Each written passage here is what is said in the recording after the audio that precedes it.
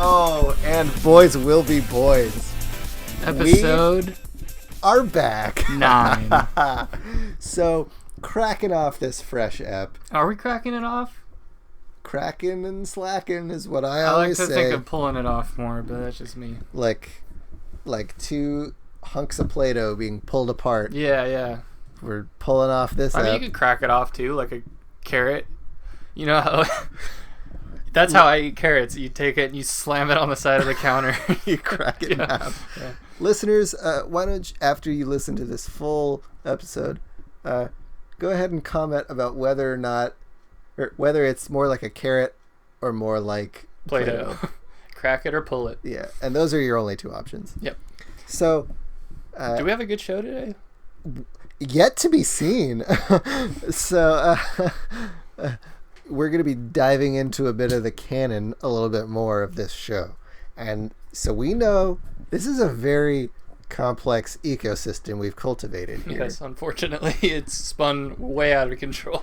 Yeah, it's almost as if we were a little too ambitious at the beginning of this season, trying to tie in all of these disparate, I'll call them characters, just because they're a bunch of kooky guys. But they are real. They're real. But for the sake of simplicity, I'll call them characters. I mean, they're characters, but they're real.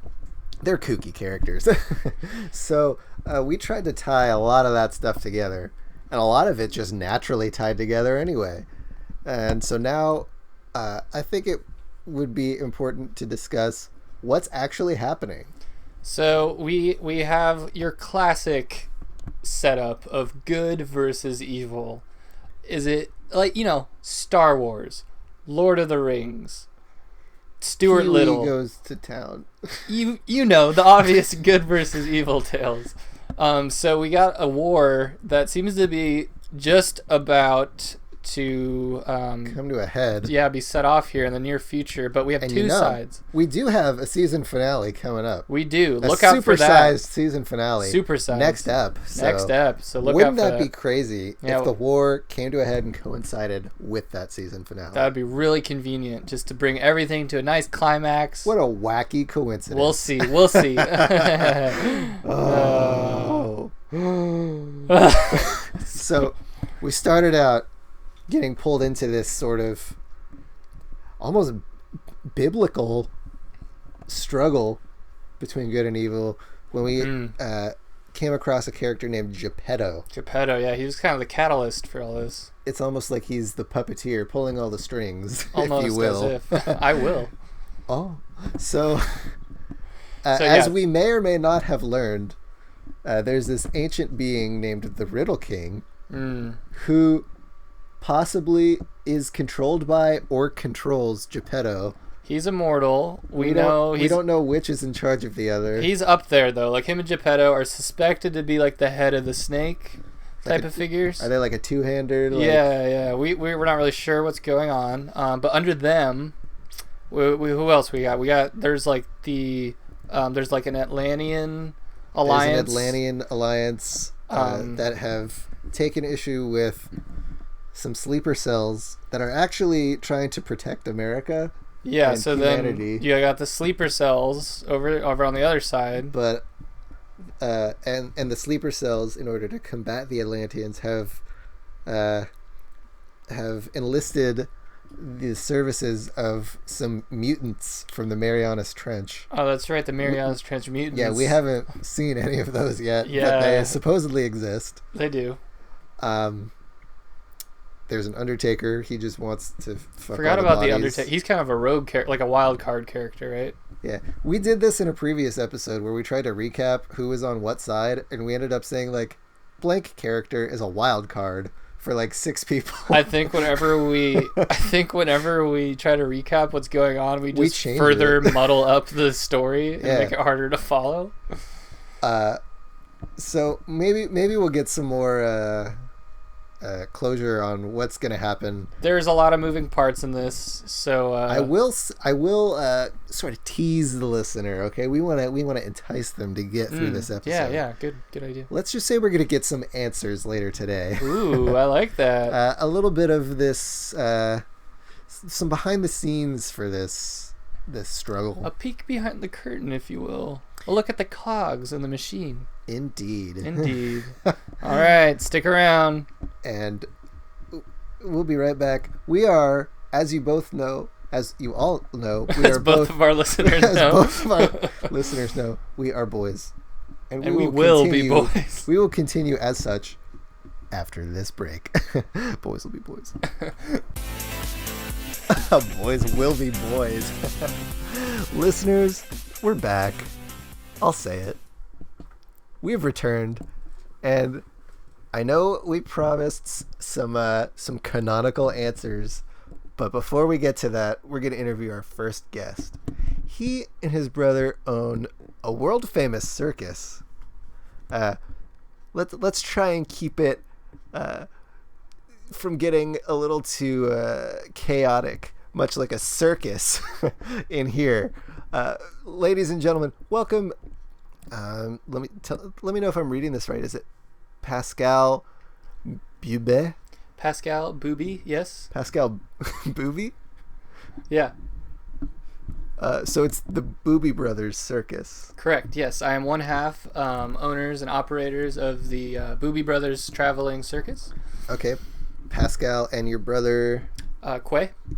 Your brother Quay. Mm-hmm. Or Qua, he goes by. Qua? Quay is the American saying, but he likes to go by Qua. That's the French. That's the actual... So is it like Qua? Like Qua. Like a croissant? It's just like a hard Qua.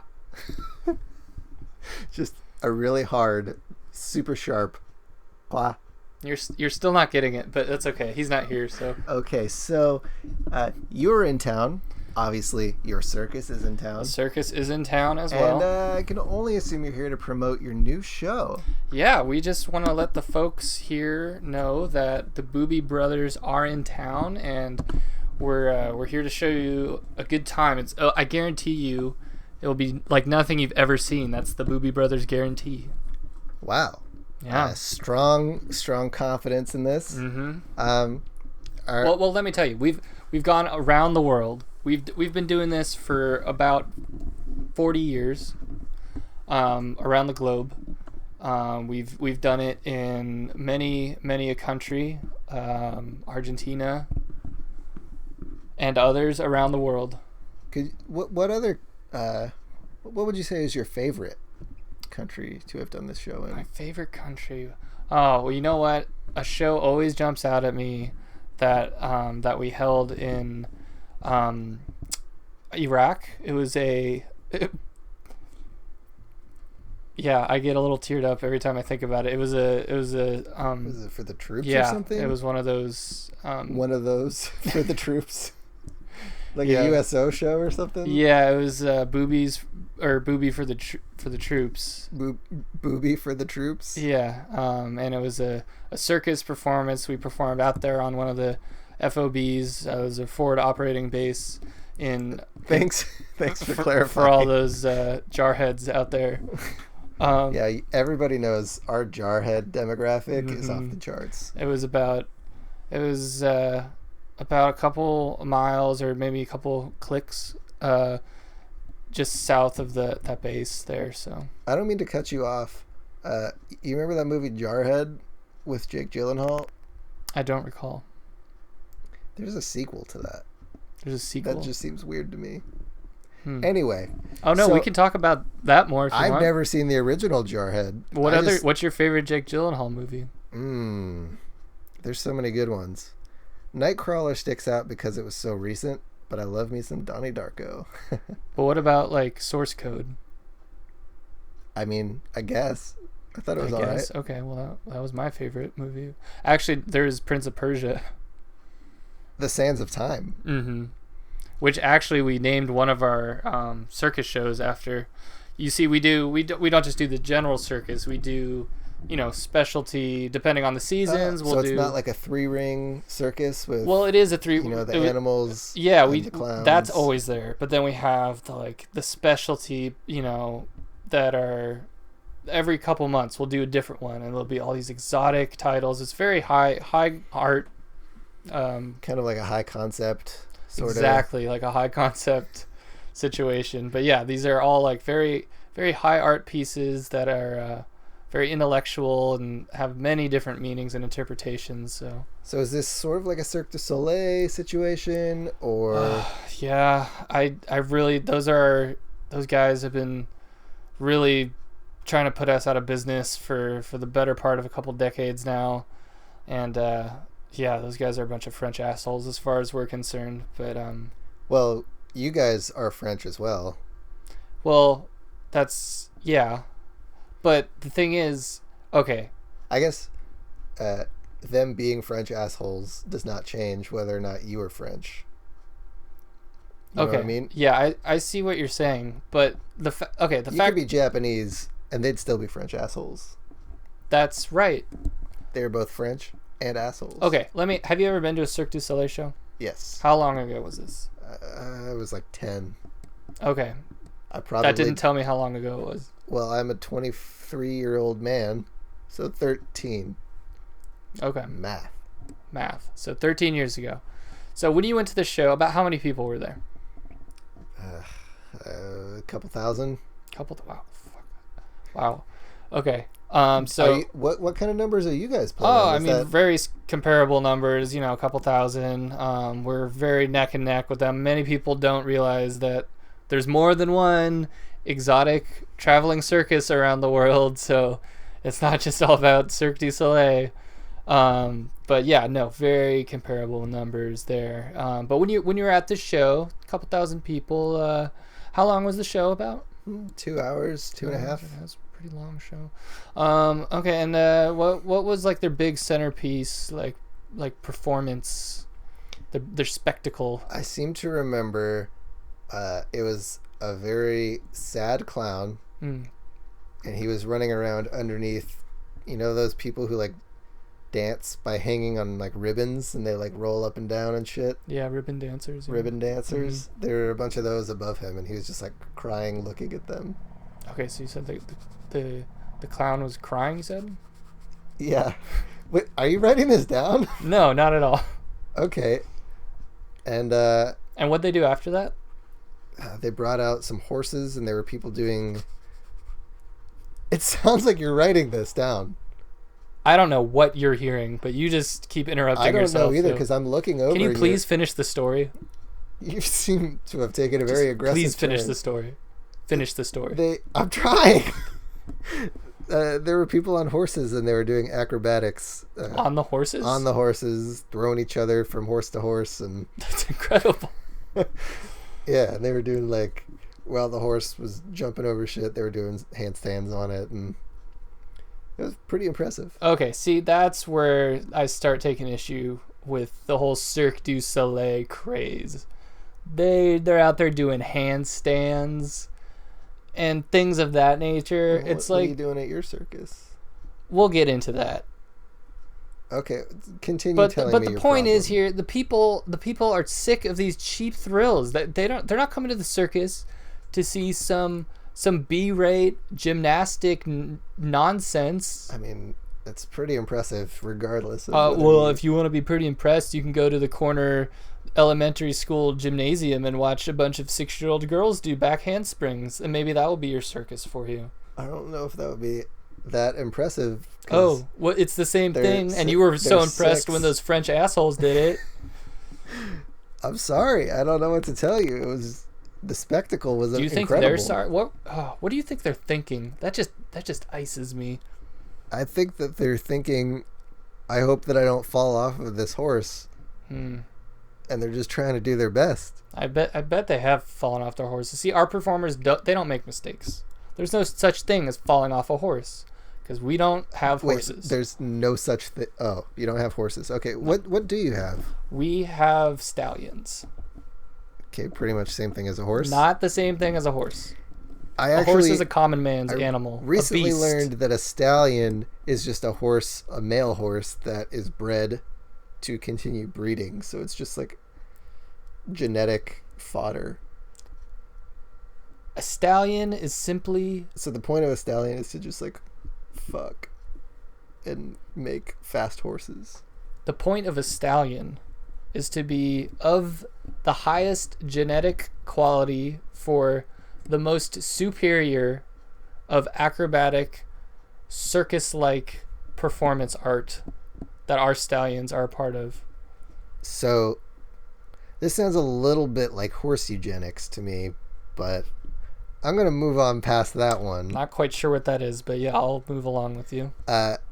So you have these stallions. Yeah. How do those come into play in your circus? Okay, so do you want to start getting into our different art pieces here? Yeah, why don't you start by saying what your current show. Okay, so what's on that program? The current program that we're running is called Desperado of the East, and it is an incredibly intricate show put on right around the corner here. You can go see it. Admission is on the price of the ticket there, so you can just go ahead and check that out. But okay, so Desperado of the East. Is this a free? Do I get to keep this ticket?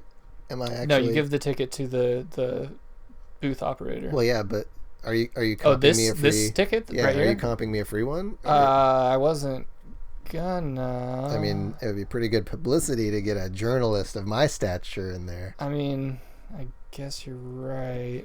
I'm just we're supposed to be see sold out because it's a big deal. I'm just curious to see how this stacks up to Cirque du Okay. Soleil, I guess. I'll give you one. You can All come right. check it out. But Thank okay, so Desperado of the East. East. The lights go down. A single spotlight shines into the middle of the floor.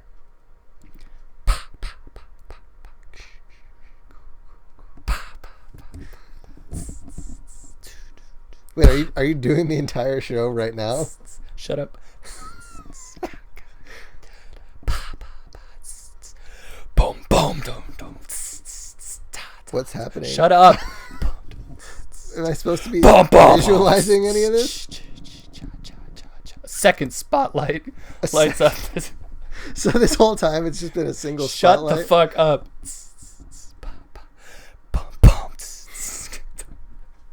Does anything happen Shut in this your show? mouth. A single man in a white robe walks into the middle of the first spotlight. He takes off his hood, looks towards the ceiling. Wait, he takes Shut off. up. He takes off. Shut up. The hood of his white robe. What the fuck is this? He looks. Are you having Klansmen ride in on horses in your fucking circus?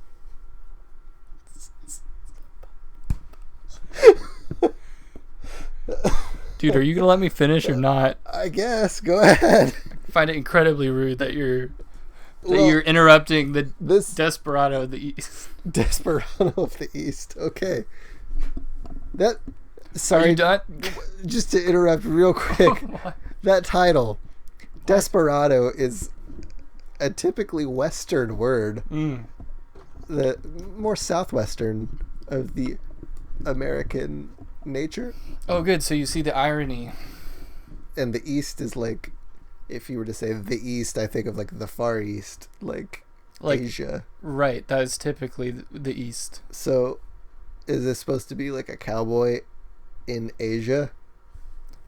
Look, whatever interpretations you may have of our show are up to you. There is no solid meaning. There is no I thought you were truth. going back into the show with it. No. I'm about to, though, after I'm done explaining to you Desperado of the East in the title. You've gotten really I'm done now, by the way. confrontational. Okay, I guess get back into it. He took off his... Wait, are you starting You're gonna have over? to stop talking. Are you starting no, over, No, or- this is he took off the hood. Taking off his hood. Okay. Are you done? Yeah. Bum, bum. Are there bathrooms? Oh my god! Are you Available, gonna or- let me do this or not? I'm trying. There's a porta potty. I'm simulating one. this as if I was at the show. There's one porta potty. Where is it? It's in the back, by the troughs. Can I go? Right now, the show just started. I didn't have time before the show. Or do you have to go number 1 or number 2? Number 2. Are you serious? Why I'm didn't you go before you got sorry. here? What'd you have? A burrito. Why'd you eat a... Who eats a burrito before they come to the circus? There's no international protocol on what you eat when you go to a circus. That's just common sense. Is man. Is it? Are you gonna? Do you really have to go? Yeah. Go then. God. Okay. Can you pause it? Yeah. Okay. It's gone. I don't have to go anymore. You can start again. From the beginning? You want me to start from the beginning? No, the beginning was boring. Just start from Jesus Christ. The Klansman. If Qua was here, he would be livid right now. What is Qua like? Qua is a complicated man. He's my older brother, and he's been known to have a bit of a fiery temper. People have called him hard to work with, passionate, emotionally abusive, great work ethic. So what are your, between the two of you, what are your duties and your roles in running this circus? Okay, so between, how do you divide the labor? How do we divide the boobies? Yeah. So me, Pascal, I run the day-to-day operations of the circus. So I'm on the road most of the year, traveling with the circus, making sure all the production is running smoothly with the lights and special effects, and our performers are happy. Can I just ask a question really quick? When you're traveling with the circus, do all the clowns go in one car? Was that supposed to be some kind of fucking joke? No. I'm just curious about the logistics. I just think it's interesting. No, the clowns are comped for their travel. Okay, that sounds expensive. It's very expensive. Lincoln Town cars are not cheap. Wow. That seems like a tough situation. It's really tough. We're going to have to let some go. We just can't afford it anymore. I really wish it didn't come out like this, but... Well, wouldn't it be cheaper to just rent like one bus for all of them instead of individual town cars? I mean, you can, but then like, what's the rental rate on a bus for all year long? Well, it's probably more than a single car, but it's probably less than what, 20, 25 cars? We have 50 clowns? 50 clowns, yeah. Oh, right, because you got clown understudies also. Yeah, well, you have the understudies, and then the understudies have interns, and then you have a nice internship senior program, clowns. Yeah, the clown internship program is really nice and easy to get into because it allows those more unexperienced clowns who maybe don't have the professional training and background, who want to get real hands-on experience in the clowning world, to jump in there and start, getting their noses honked, so to speak. And yeah, that's great. And I assume that there's some sort of like final ceremony once they've completed their internship where they... Oh, the clowning ceremony? Yeah, where they get pinned with their flower on their lapel that shoots water out, and they get fitted for their big shoes. Yeah, they line up, and then they shake the hand of the master clown, which of course is the buzzer prank handshake, and that's kind of the signifier for you're now a clown. Is there one master clown? That's what it sounded like. They shake the hand of the master clown. Yes, we do have a master clown. There's a single clown who's in charge of all other clowns. He's been with us almost the entire run here, but we do have a master clown. We're very proud to have him with us. Yes. Wait, so is he the master clown of your troupe, or is he just the master clown of all clowns? Well, no, he's not the master clown of all clowns. He's the master clown of the Booby Traveling Circus. Okay, the original Booby clown. OG Booby clown, yeah. Okay, everyone works up to him. He's like the head of the clown locker room. Okay, but is there a master clown? Okay, well now you're getting into like Clown Underground, or the Underclown as they like to call it, where there's whole entire affiliations and organizations and even gangs of clowns. Clown posse comes from? They came from an independently created sect that was actually a branch off of Mimes, believe it or not. Okay. But they're a whole other deal. They don't like to be associated with the ICP. What do you have to say about this sort of viral phenomenon that's been sweeping this great nation of ours with so-called creepy clowns stalking children and inciting terror? This is actually a really Americans. near and dear subject that I hold close to my heart. This is actually very sad. These clowns are actually they're rejects from clown society. They've been banished. You can be banished from clown society. Is there like a ritual that goes along with that, or is it just paperwork? Or there is a ritual. It's meant to be incredibly demeaning and really kind of makes you feel like you're less than a clown. They what they do is they force you to sit on a whoopee cushion. Oh, and then nobody laughs. Oh no! Not one. You're surrounded by clowns who aren't laughing at fart.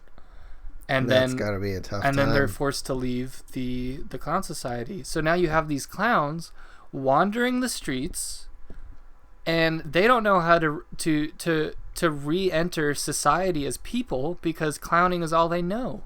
It's like soldiers coming back with PTSD. It's very tragic. And they don't have skills that are applicable outside of that context. They can't just go get a job at the bank. Yeah, what's making a balloon animal going to do when you're trying to be a lawyer? Right. Or when you're trying to do factory work? You can't do factory work because your shoes are too big. It's a safety issue. This is all very troubling, and I really wish people would stop treating it as if it was a fear-based, like paranoia. Well, I guess. So yeah, clowns are really expensive to get around the country. To answer your question. Yeah, going back to my original question, I'm gonna just full disclosure here. I was trying to make a joke about a clown car. All the clowns. That's what I originally thought. Yeah, but you seem so upset that I kind of tried to take more of an interest. Well, it's not your fault. You didn't know. I did learn. I learned a lot. I hope the listeners learn too about clown logistics. It needs to be spread. More people need to know about the clowning world. Okay, so we've gone at length through Desperado of Well, the I'd like East. to finish the routine if that's okay. I would like to hear about some past shows you've done. I'm gonna finish the routine. What was the show that you played before Desperado of the East? It's got a really great grand finale that I think you'd really like, and it's real quick.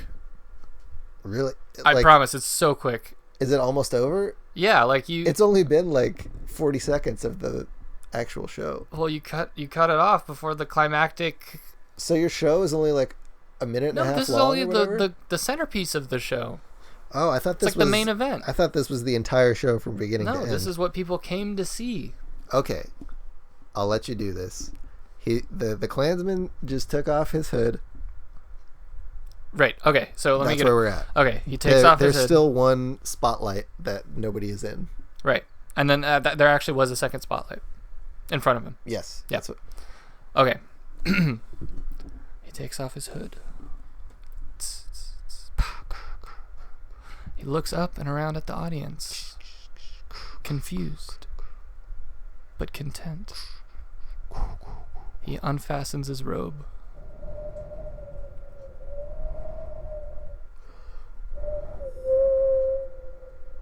And urinates into the second spotlight. Boom, boom. Desperado. That was it? Yep, that was it. Desperado of the East. That is our current program we're running now. It's like I said, unlike anything you've seen before. It's incredible. Our performers are top class. So, I don't understand, because with Cirque du Soleil, I don't understand what the story is or whatever. It's a little too avant-garde for me. But for this one, there isn't even the element of like an acrobatic feat that's impressive. It's just a guy taking a piss into a spotlight. You don't need those kind of that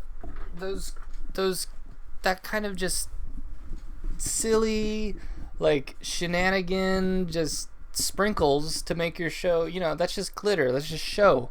Our show is substance. Our show begs existential questions about humanity and existence and love. So are we supposed to be wondering, like, who is this clown? Why is he here? What is he peeing on? Exactly. These are questions we want in your head. But what are the answers? That's for you to find out, my friend. Well, that's kind of bullshit. If you think about it. Because you're not really even saying anything. You're asking these questions of your audience. And then is it my job you don't have any point of view to on answer this. these questions? What would be the point of a circus if I just told you everything? The point of a circus I could just go is tell to you. entertain. Were you entertained? No, I was confused. Well, it's because you weren't there, and we were making it up. You asked what Desperado of the East was, and I told you what it was. I don't think that I'd like to talk about a couple other of our past ones. Maybe that'll change your mind. Okay, let's hear something else. What was your second most recent one? So we had Concorda. That was before Desperado of the East. Concorda. That one was more. That one was a little bit more out there, I'd say. It was a little bit more risky, but with great risk comes great reward. It was our best reviewed show in the last 3 years, which I'm very, very proud of. Okay. How many have you done in the last 3 years? We've done 3. We do once a year. Okay, so are you including Desperado of the East in that? Yeah, Desperado of the East is included. So then we had Concorda, which is a man sitting on a flat plywood sheet in the middle of the arena, and he would do push-ups on the plyboard, and he would just scream biblical passages from Revelations. Okay. At like lung shattering, like by the end of it he'd lose his voice. So that's Concorda. And then before that we have what was the one before that? Oh, how could I forget? Cloud 10. Cloud 10. Yes, you've been to Cloud 9, but you haven't been to Cloud 10.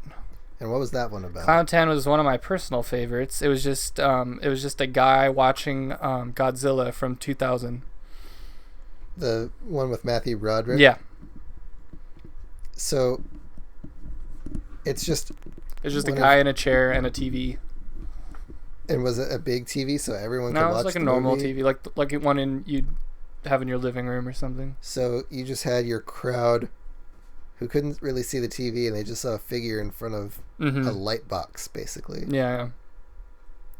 The thing is, every like in 10-minute intervals, he'd scoot in closer and closer to the screen, and then by the end of the movie, he was like his nose was on the screen. It's incredibly impressive. No, it's incredibly disturbing. But that we push the envelope. We're not afraid to cross that line and make people feel uncomfortable. Yeah, but that's the Booby experience. You don't go to a circus to feel uncomfortable. You go to be entertained. And I don't think it's the job of a circus to necessarily push the envelope in that way. Circuses are traditionally like comfort food. You want to see a big elephant. You want to see a bunch of acrobats swinging around. You don't want to see a guy taking a piss on the floor or shrieking Bible verses. I mean, you don't want to see that, but you weren't there that night. Does anybody? We got a standing ovation for Concorda, so you tell me. I guess. I do remember actually seeing what was your show? I was a little kid, like 7 or 8. Oh. And it was I think it was called Giuseppe in the Park. Giuseppe in the Park. That was one of our originals. That we haven't put on that program for many years. I'm surprised you remember that. Yeah, I don't have a great recollection of it. Well, it starred Giuseppe, of course. And he was famous clown, right? He was a famous clown, yeah. Unfortunately, Giuseppe's no longer with us. Whatever happened to him? He was one of our senior clowns. He started as an intern, then went to worked his way up the ladder. Yeah, he worked his way up the chain, or the handkerchief chain. Yeah, exactly. And he became one of our finest clowns, and he perished actually in Giuseppe in the Park in a program. I don't know if it was the night you saw, but he perished in a Giuseppe in the Park segment. Wait, was he the one who was set on fire? Yeah, that was Giuseppe. That guy actually died? Yep. He died. I thought that was part of the show. Well, Giuseppe lived. He died like he lived. On fire? in front of thousands of people applauding. We all thought that was my school field trip, and we all thought that it was part of the show. It was like a stunt. Well, it was. It started that way, and then Giuseppe's fire retardant gear malfunctioned, and God. we were at the side gates ready to rush in and put him out, and he turned to us, and I'll never forget this. He looked me dead in the eye, and he said, "Don't you put me out. I'm gonna finish this damn show." I guess he wanted to go out on top. And let me tell you, Giuseppe went out in a blaze of glory. It was more like a blaze of actual fire. It was a blaze of agony and screaming, but doggone it, Giuseppe was going to put on a show. Wow. That is Giuseppe in the park, by the way. The program is just a clown lighting himself on fire, which goes smoothly every other night. But that night, it just got too real. Oh my God. I kind of suppressed a lot of this. I just remember seeing a clown, and there was fire. I didn't know a guy actually died in front of me in my school. Perish, yeah, he's died. That doesn't sit right. And then there was you asked about the Sands of Time, I believe, which was even older than Giuseppe in the Park. That was, I think, our second ever specialty program, which might have even been before your time. But that's considered an old classic. Giuseppe actually was a part of that one as well. You can see that on our DVD collection. Long may he reign. Long may he reign. Yes. But yeah, Sands in Time. If we have time for one more explanation, I'd love to. Sands in Time is a classic. Sure. So Sands of Time, it starts with a single grain of sand in the center of the arena. No. That was only for Desperado of the East, my friend. Single grain of sand in the middle of the arena.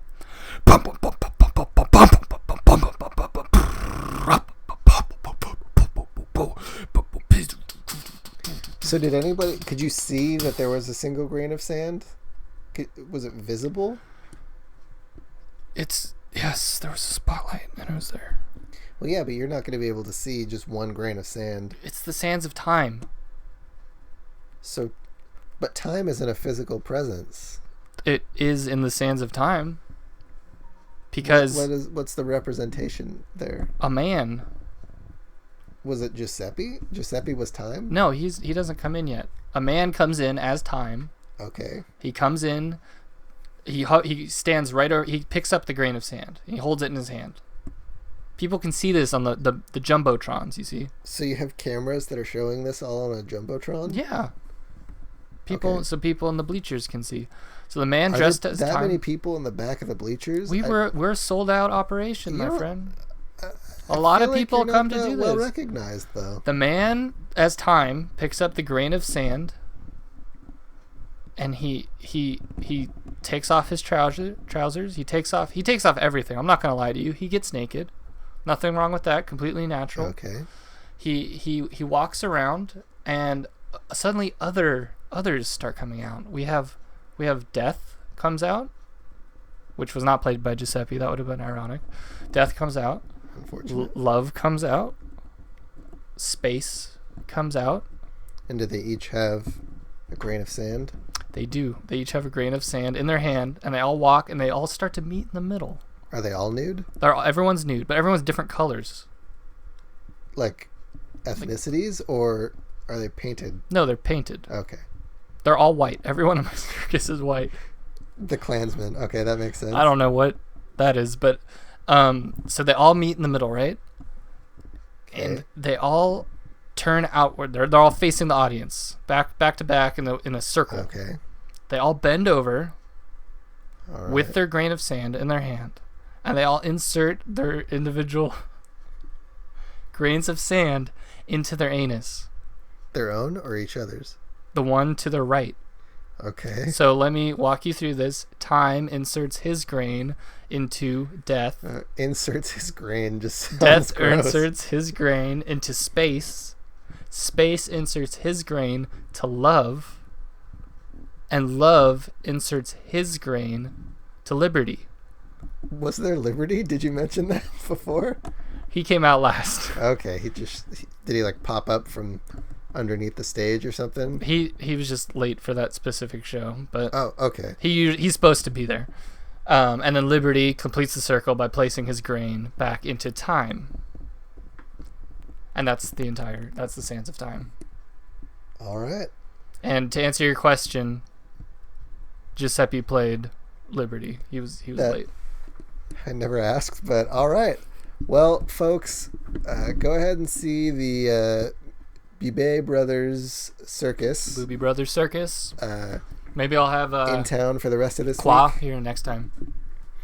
Yeah, I would love to hear Qua's take on all of this. Hot Qua take. Yeah, is it Qua? It's Qua. Qua. No. You gotta. It's with the back of the throat. Qua. Qua. Close. You're getting Qua. Is it like that meat? What's it like? Barbacoa? Barbecue? No. That's all the time we have for this segment. Pascal, I would like to thank you for stopping by. Thanks for having me. And I really quick just wanted to say to our listeners, boys will be boys. Go hug a clown. We are back for the second leg of this Boys Will Be Boys journey, getting to the end of the road here, episode 9. I am your faithful co-host, Brian, here with our second guest of the evening. Very, very excited. Hopefully this will be a very educational conversation. None other than Gepetto's daughter, who knew he had a daughter, Mary. Yes, thank you for having me. Mary, welcome to the show. I must say, I have come here under very dire circumstances. Dire circumstances? Well, what does that even mean? I've heard many... What have you heard? I've heard many evil things you have said about my papa, Gepetto. This show has been very one-sided and biased in its reporting. My papa is a good man. I love him so. Well, Mary, I this is very difficult for me. I'm sorry you feel that way. I like to think we do fair and honest reporting here and try to keep our biases out of the equation, but well, you're not doing a very good job. Oh, wow. Okay. Well, if I can just finish. No, go right ahead. Thank you. Very polite.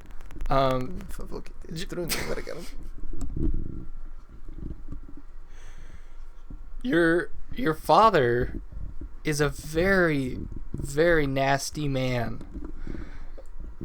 He's a bad hombre. Yeah, he's one bad hombre, if you ask me. He comes in here spouting off all this locker room talk nonsense about taking over the world and controlling his puppets. When did he ever say that to you? I think it was back earlier. Oh no, it was at the end of last season. All he ever does is make me toys. Oh, okay. So he loves me, and he makes me a little puppet friend. So all the puppets he makes for you? Yes. I have a degenerative disease and cannot go to school to make friends. Oh, that's really sad, actually. What affliction do you have? Hepatitis. You have hepatitis? Hepatitis C. Hepatitis C. Yeah, and I tried to take a vitamin C to get rid of it, but that's not how it works. No, I'm glad you figured that out. How old are you, Mary? 8. Oh my, so you're a very sick little girl. I can tell because you're coughing. Yes. Oh my god, so your daddy makes you these toys to make you feel better since you can't go to school. Yes, they are my real friends. Now when you say real friends, do you mean these puppets, they come to life, or are you making pretend? Do you know what making pretend means? I do not know. Okay, so making pretend means like when you take a toy and then in your head you imagine that it's okay. It's alive. Yes. I'm not sure if any of that got. You're just very good. Very good. Mary, you're, so I have you're a just puppet okay. friend. Fuck it. His name was Puerto. Wait a second. He was a good boy. You knew Puerto? I knew a Puerto. He was like a brother to me. Was he your favorite puppet toy? He loved bouncing. Jesus, you did know Puerto, or else you wouldn't know that he did, in fact, love bouncing. You know, he said to me on the last night of his life, he says, Mary, I love bouncing. And I says to him, Puerto, I know you love bouncing. And that was the last thing he ever heard before bounced into the fucking wood chipper. I was going to say, that was a really touching sentiment until the wood chipper came in, which I think we know a little bit about from our last interview with Gepetto and Puerto. The wood chipper did come up, as did the bouncing. We had to make a room in the house for new puppet boys. You had so many puppets that there was no more room? Yes. So is it like a hoarding situation? Are they just packed like floor to ceiling? My father, Gepetto, is a genius. Well, he is an artistic genius. Yes, you said that, yeah. And he needs to have the ability to create, or else he will go insane. Oh, that's a really, actually, well understood view of your father's paranoia and psychosis. He is a complicated man. That we can agree on, Mary. So, and I feel as though he has been misrepresented on this show as some sort of a puppet master. I mean, but he is a puppet master, Mary. You have equated him with the devil. You have equated him with this Riddle King character. Well, the connection is fuzzy between him and the Riddle King. Do you know the Riddle King? I have heard a tale in the ancient texts. Did your papa used to read you ancient texts to go to sleep? We do have a collection of scrolls. You use scrolls? Like bedtime scrolls? We have bedtime. We have morning time. Do you have like supper time like soup scrolls? Supper time is for supper. No reading at supper. No scrolls for supper. Papa will be cross if you read at the table. Oh, we don't want Papa to be cross. No, then you go into the wood chipper. Oh, have you ever been to the wood chipper? No, I am a real girl. What happens when you get in trouble? I get a spanking. Oh no. Yes. Well, that's all we're gonna talk about that. That's why I'm a good girl. I can tell. You have been very well behaved and well mannered since you've been here.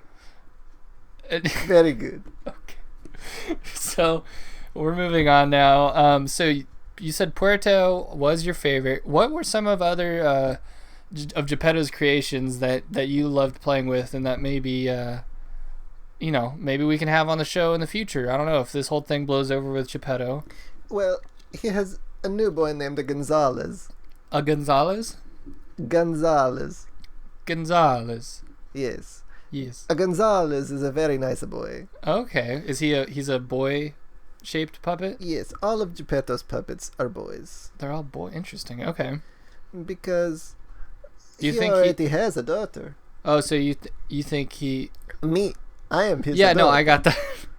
You don't think he maybe wanted a son instead of a daughter, do you? No, he is a very nice man to me. I mean, that would explain why he has this fixation with little boys and can't stop making little boy puppets. He has had a very many little puppet boys and very many real children. Wait, he has more than one child? Over the course of his lifetime. You have brothers and sisters? They are all long dead. They're dead? Gepetto is an old man. I mean, I pegged him maybe like in his 60s, but not. He was from Roma, born in Roma in 1715.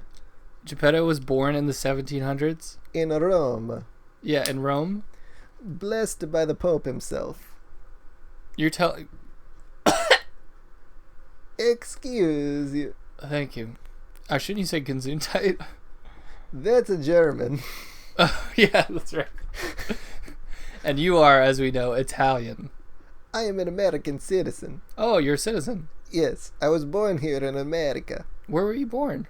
Ellis Island. You were born on Ellis Island? Yes. Oh, as your... Well, no, you're 8, so... Well, I guess, yeah, so maybe when your papa was immigrating? When my mama was immigrating. Oh, and your mama was... Tell me about your mama. She is no longer with us. Oh, I'm so sorry. What happened? You know, some people, like my father Gepetto, just want to give and give. They are good people. And some people will take advantage of that for immigration purposes. Lots of bad hombres coming into these countries. Lots of nasty women, if you ask me. And so, my mama, she is... What's her name? She is dead to me. She has no name. Oh my god. She comes in, seduces my papa. Well, she's dead to you and the rest of the world because she's deceased. Yes, okay. She comes in, she seduces my papa. He gives her his precious seed. Oh. She squirts out the baby on Ellis Island. Well, how precious is Gepetto's seed? Like, is this worth... Well, look at me. How much do you think I am precious? Well, I mean, you're pretty precious. Okay, his seed is precious. A precious seed. Precious seed. As soon as I am born, she starts a back-talking. You see? You or Gepetto? She starts a back-talking Gepetto. Now this is disrespect of the highest quantity and caliber. So naturally... Highest quantity? She yes. Okay. Naturally, she abandoned me as a baby. Naturally. To go on a trip to the wood chipper. Oh, Gepetto took her to the wood chipper. Yes, he is a giving man, and he gives what she wants. He sure seems to give a lot to the wood chipper. He is a nice man. That wood chipper has seen some... He is a very hungry wood chipper.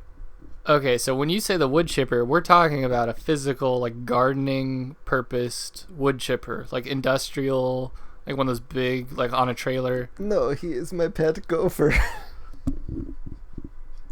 He chips at the wood. Wait, what? This whole time we've been talking about wood chippers? I've been thinking it was an actual wood chipper, but it's a gopher, you said? He is my beloved childhood pet. Wait a second. And his teeth grow so fast, he has to get rid of so you're telling me some of the extra cartilage. You keep this thing in like a basement or cage, and then you throw puppets and humans into the wood chipper. And you mean like literally into his... Okay, but he must be so little. No. He's a giant. He's a genetic mutant. How big is he? I'm afraid to ask. I would say the size of like an even smaller rhinoceros. That gives me a real good idea, actually. Yeah, it's like not a small rhinoceros, but like an even smaller. Yeah. No, we're real clear on that unit of measurement here on the show. Oh yes. Yes. Oh. Yeah. Mary, calm down. Oh. Sit down, Mary. Sit down. Sit. I'm sorry, when I get excited, I get up and I do a little jig. Yeah, you did a little jig there. Up on the table. I'm not sure what part of that got you so excited that we just had a moment of understanding. It's very nice when international folk and Americans can agree on a unit of measurement. Yeah, the translation can often get confused, but that time we were on the same page. So people get thrown into the mouth of this genetically enhanced and gigantic wood chipping creature. Gopher. He's a gopher. His name is Topher. Topher the gopher. Who then literally eats these people alive. Mostly puppet boys. Mostly puppets, and then although your mother. They are typically live puppet boys. Okay, so built with a synthetic skin. So Puerto was built of the skin of one Anthony Peaches. Yes, that is correct. Using his synthetic butthole. Yeah. So these puppets, then you admit they are real. They're sentient. They have their own thoughts. Because Papa has his wish granted for a real boy.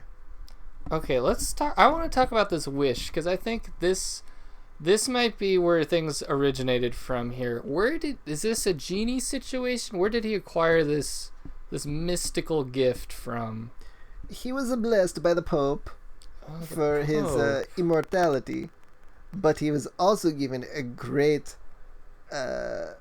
obligation in return for this gift. The obligation to provide fresh souls.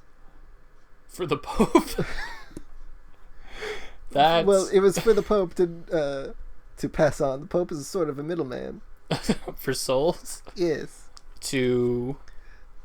Is he doing the Lord's work? That's what I want you to say, Mary. Is it God? It's someone godlike. Is it a saint? No. Is it a cardinal? It is. Maybe an archbishop? I believe you have met this entity. The Angel of Death? No. Yes. You don't realize how interconnected this street you live on is. I thought I did, but you're telling me your father, Gepetto, Papa. acquired his blessing of immortality and his wish From Pope? from the Pope in 1752. 1717. Who got this from the Pope, who's the delivery man for souls to the Angel of Death. So Yes. the Angel of Death is at the top of this chain. The Angel of Death is the one who's been behind everything. Sort of. Oh, yeah, I thought, damn it. Don't do this to what me. I've gathered in the ancient texts, there is one being at the top. And it's not the Angel of Death. But it is one being with multiple personalities. Many texts refer to this being as the Angel of Death. Many refer to it as the Riddle King. Some of these heretical texts have even named my father Gepetto. So they're one and the same. This entity. We don't know its true form, is what you're saying? No, Gepetto could not be one of those because he's working for the Pope, who works for the Angel of Death. But you just said... I'm saying the ancient text is heretical. Meant to discount my father's sacred vow. But wait, let's just run this out. Like, could it be the same guy? This cannot That's be. just working for himself? He does have It's like a pyramid very scheme. split personalities. Who? This Angel of Death, Riddle King person. Okay, so the Angel of Death and the Riddle King are one and the same, confirmed. I've also heard this being referred to as, how you say, Donald Sutherland?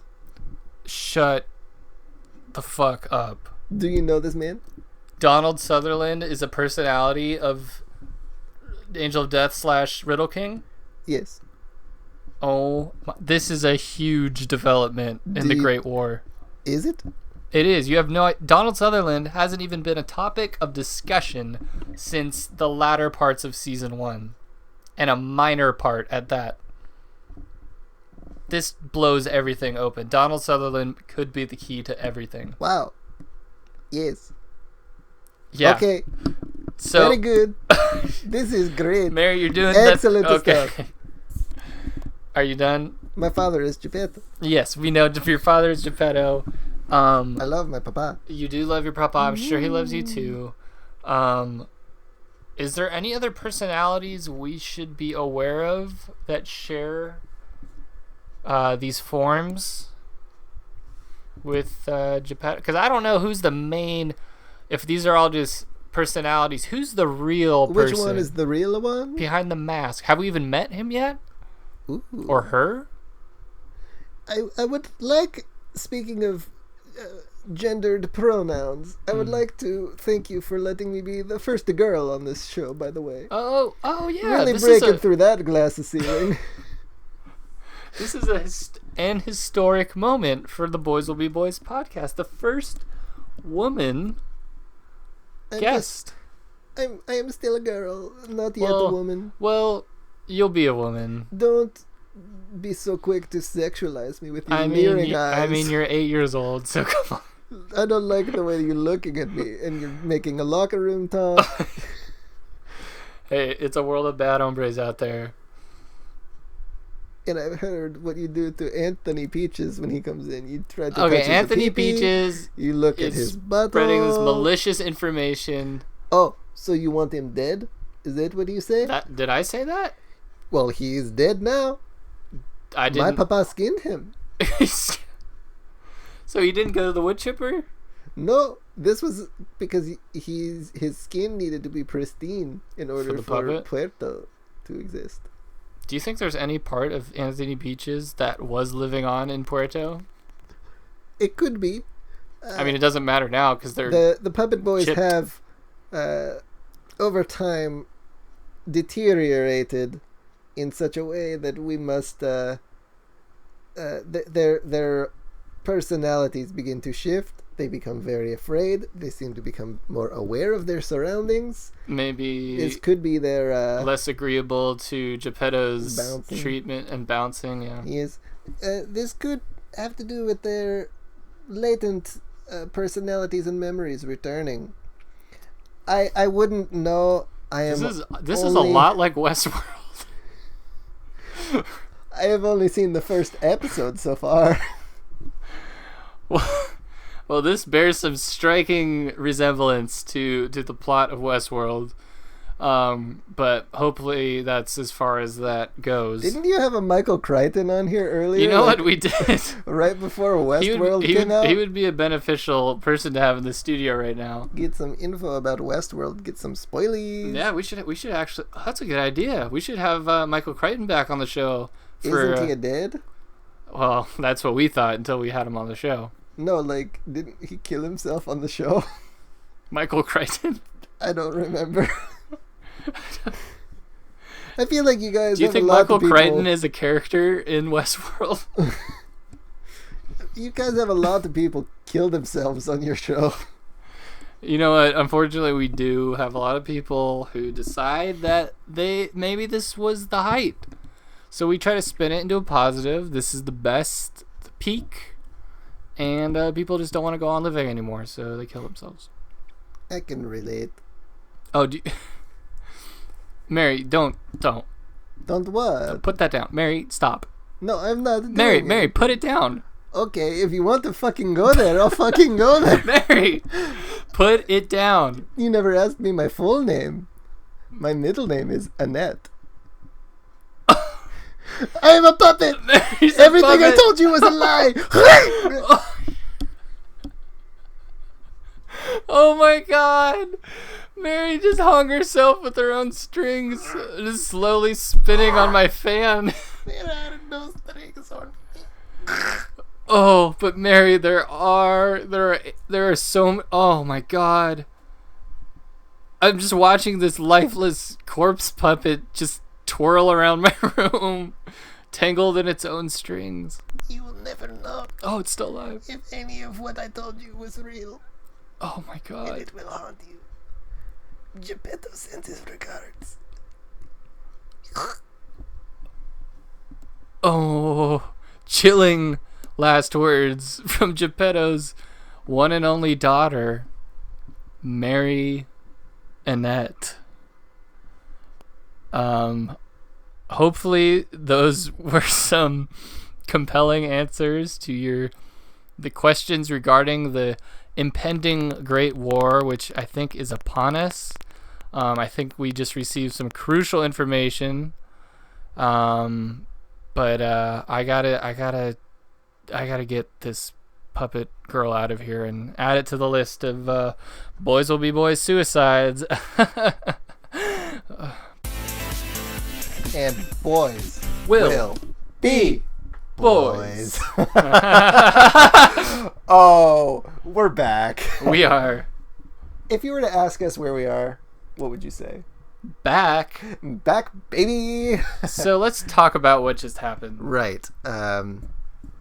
Gepetto sent an 8-year-old girl killed herself. An allegedly in our studio. 8-year-old girl, but turned out to actually just be a puppet. It was a puppet, a sentient puppet.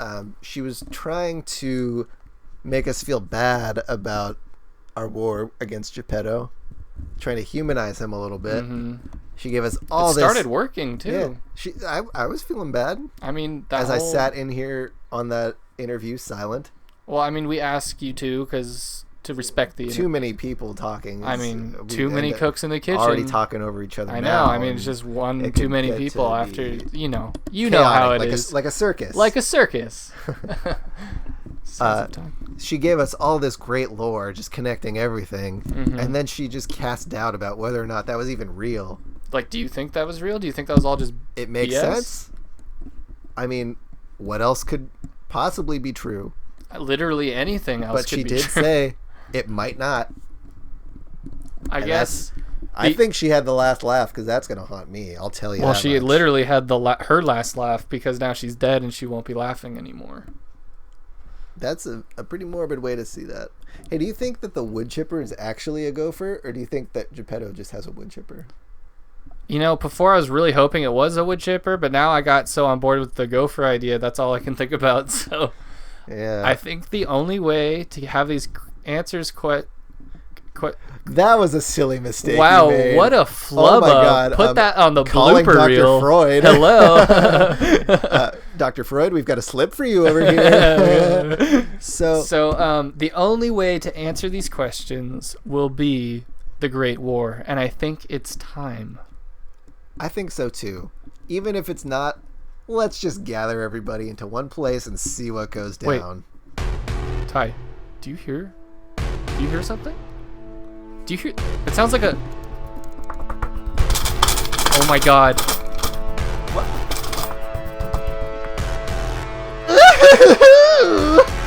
It's me, the Riddle King, a Gepetto, whatever the fuck I am.